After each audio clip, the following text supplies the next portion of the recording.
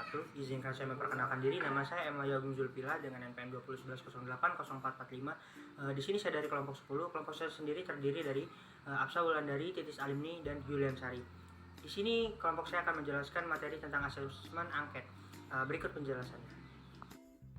Halo, Assalamualaikum. Perkenalkan, nama saya Absa Wulandari dengan NPM 2011080412. Nah, di sini kali ini saya akan menjelaskan tentang angket.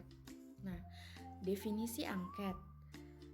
Angket atau kuesioner adalah alat pengumpulan data yang berupa serangkaian pertanyaan tertulis yang diajukan kepada konseling atau responden untuk memperoleh jawaban secara tertulis. Sedangkan menurut Winkel, angket adalah suatu daftar atau kumpulan tertulis yang harus dijawab secara tertulis juga oleh responden penelitian. Nah, ada juga manfaat angket atau kuesioner. Beberapa manfaat angket atau kuesioner dalam pengumpulan data ialah 1. Untuk menjamin validitas informasi yang diperoleh dengan teknik lain. Kedua, bahan pembuatan evaluasi program. Dan ketiga, untuk mengambil sampling, sikap, dan pendapat dari responden. Struktur penyusunan kuesioner atau angket mencakup 3 hal, yaitu judul, pengantar, dan pertanyaan atau pernyataan. Nah, selanjutnya saya akan menjelaskan bentuk-bentuk angket atau kuesioner. Bentuk angket yang pertama yaitu angket pertanyaan terbuka.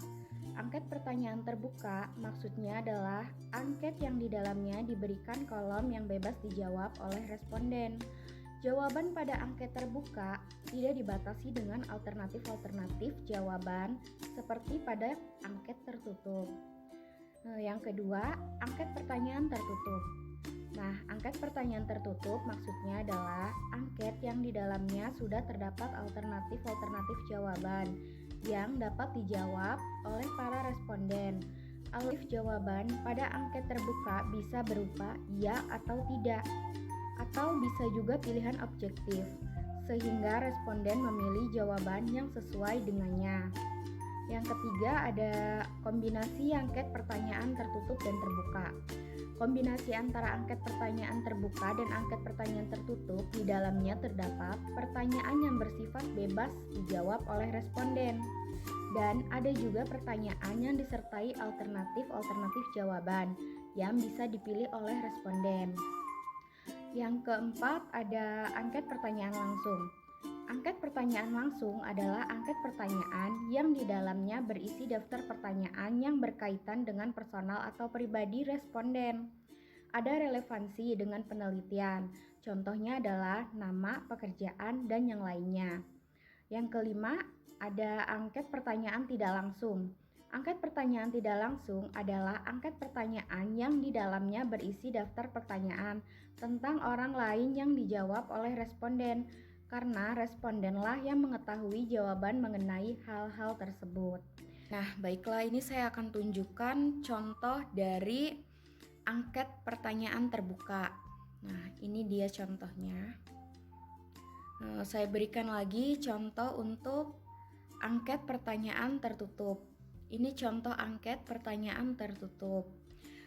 Dan yang satu lagi saya kasih contoh kombinasi angket pertanyaan tertutup dan terbuka. Jadi ini contoh kombinasi angket pertanyaan tertutup dan terbuka. Baiklah, selanjutnya akan dibacakan oleh Titis Alimni Wijayanti.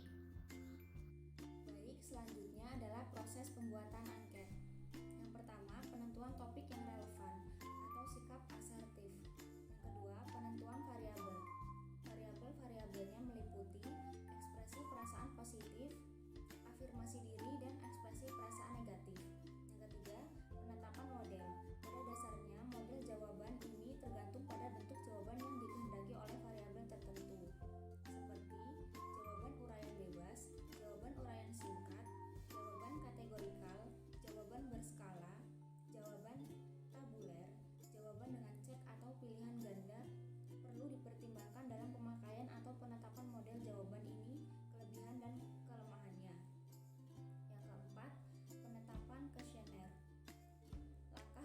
kuesioner atau angket, hal yang perlu sekali diperhatikan dalam penyusunan kuesioner atau angket adalah komponen-komponen berikut.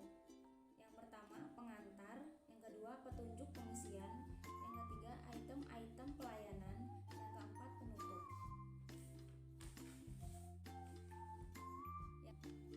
Yang kelima, penentuan profil, yaitu menetapkan kriterium terhadap jawaban atas pertanyaan yang diajukan pada responden.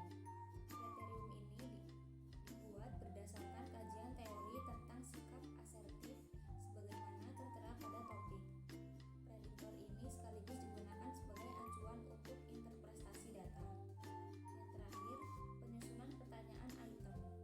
Menggunakan kata yang tidak ambigu, susunan kalimatnya hendaknya sederhana tapi jelas, menghindari pemakaian yang tidak berguna, menghindarkan pertanyaan yang tidak perlu, mencantumkan kemungkinan alternatif jawaban, pertanyaan disesuaikan responden, menghindari kata yang bersifat sugestif dan negatif, pertanyaan tidak bersifat memaksa, pertanyaan lebih baik terstruktur, dan terakhir menggunakan kata netral. Assalamualaikum warahmatullahi wabarakatuh. Perkenalkan, nama saya Yulansari. Saya akan melanjutkan pembahasan materi yang telah dibacakan oleh teman saya, yaitu pelaksanaan angket. Pada tahap pelaksanaan ini, petugas bimbingan menyiapkan instrumen, kuesioner, atau angket beserta lembar jawaban yang diperlukan. Kemudian membagikan instrumen untuk diisi bahwa dikirim melalui pos sesuai dengan tujuan. Lalu pengumpulan data, selanjutnya membaca petunjuk pengisiannya. Di akhir petugas mengecek siswa yang sudah mengembalikan jawaban angket. Selanjutnya ada hasil dari pemberian asesmen non-angket.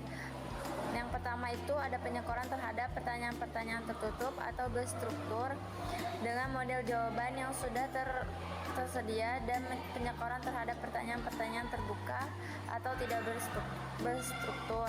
Lalu yang kedua ada pengelompokan jawaban responden atas variabel-variabel yang diukur yang menghasilkan presentasi.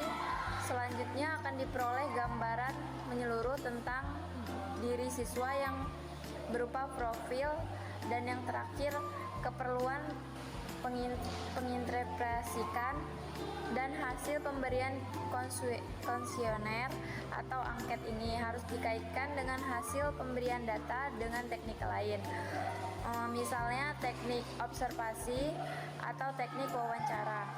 Itulah penjelasan materi dari kelompok saya. Bila ada salah mohon maaf. Saya akhiri. Wassalamualaikum warahmatullahi wabarakatuh.